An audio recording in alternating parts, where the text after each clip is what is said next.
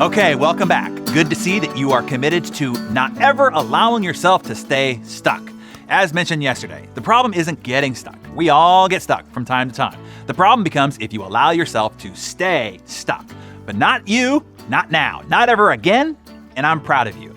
Yesterday, we covered the first 3 warning signs that maybe you're stuck. 1, you've surrendered, given up, just accepted that this is your lot in life. You showing back up here is a good sign that that stops now. Number 2, if you have become dulled by your routine. You sacrifice growth, adventure, and realizing your better potential for certainty and predictability. And number 3, you're chicken. Your ego is too fragile to take the risk to get out. So you stay in your comfy cocoon instead.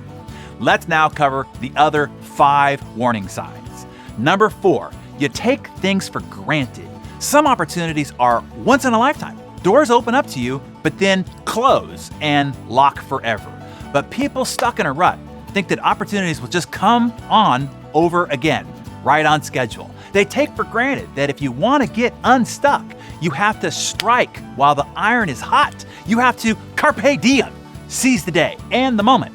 You have to act, step through the door of opportunity that has been made open to you.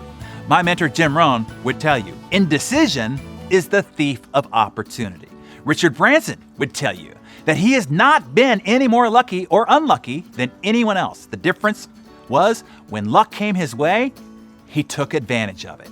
Taking things for granted is true in our personal lives as well. We take our family for granted. We take our friends for granted. We take our home, our country, hell, our lives for granted.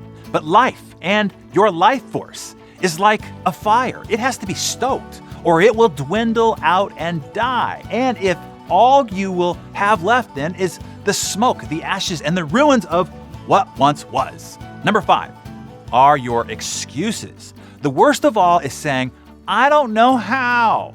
Hey, that might have worked back in the 1980s, but that dog don't hunt no more, as my Texas friends like to say. Every answer that you need to any conundrum to life is spelled out step by step with pictures and a tutorial video on the internet. The real reason is you're afraid. You're afraid to take action. But what action? You say. Hell, any action will do as long as it's forward. Just break the inertia. Take a step forward. And then another step forward. And then, oh my God, you're freaking walking. Speed it up and you can even run. Jump in a vehicle and you can speed your way forward. Just stop saying, I don't know what to do. And stop thinking that you can't begin until you know exactly what to do. The great victory goddess Nike said it this way: just freaking do it. That's a rough translation. I admit my Greek is a little rusty. Number 6 is your inflated ego. You are more concerned with your image, which is usually a false front, and how other people perceive you than you are about being you and pursuing the best within you. The ego wants you to keep your mask on, to try to be like others so that you will be liked by others. Acceptance and status is the ego's game, not growth and self-actualization. The ego will have you constantly comparing yourself to others and compel you to do whatever it takes to keep up with others, even if keeping up with others is inane, silly, off purpose, and even destructive. In other words, your ego and its compulsions, neediness, and its addictions will keep you stuck.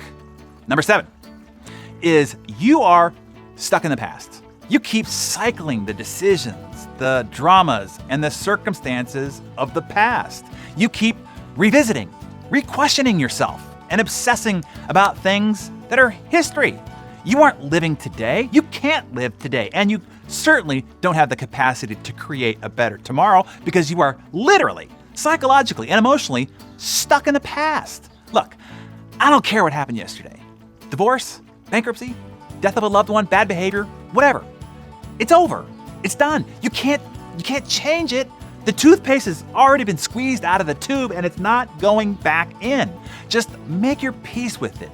Say you're sorry if you have to. Say some Hail Marys and Our Fathers if you have to. Have a good cry if you have to. Then shut the front door, man. Hey, only look up. Stop looking down at the muck. No matter how you messed up your past, you have a spotless and unlimited future. And lastly, hey, maybe you're just burnt out. Maybe you're just tired, wrung out, spent.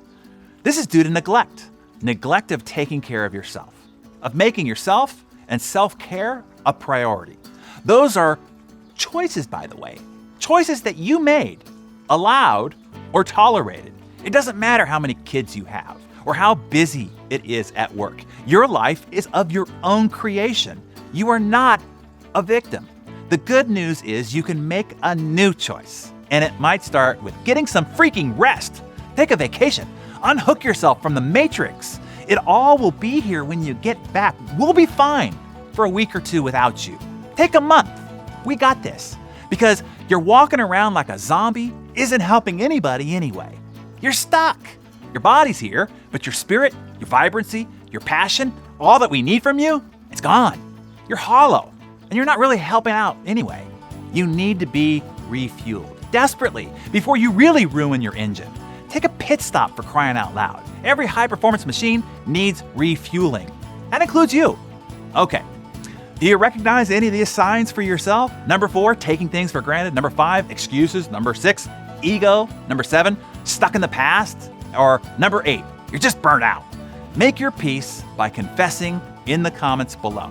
And instead of Hail Marys and Our Fathers, make your penance be passing this Darren Daily around to those that you care about. The best way to get is to give. Give them the benefits of these insights in the hopes that it might help them to get unstuck. And tomorrow, I will give you that crowbar, the tool to pry you out of your rut and off to freedom once and for all. It's a 3-step process. It's not complicated, but it ain't easy either. It's not for the faint of heart, I warn you. But those here on Darren Daily, everyone here has the heart of a warrior. I know that for sure. So I'll see you in the Morgan.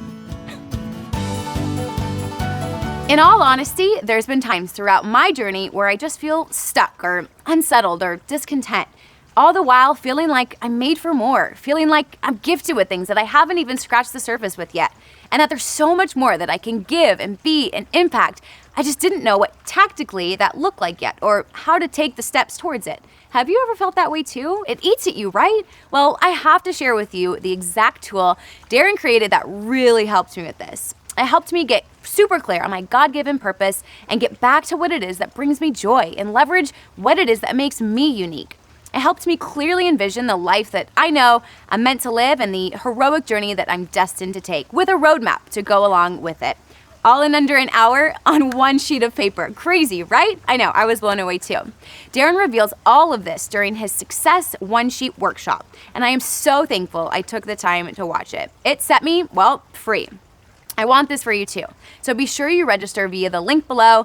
I'm definitely going to be rewatching it, so I'll meet you there.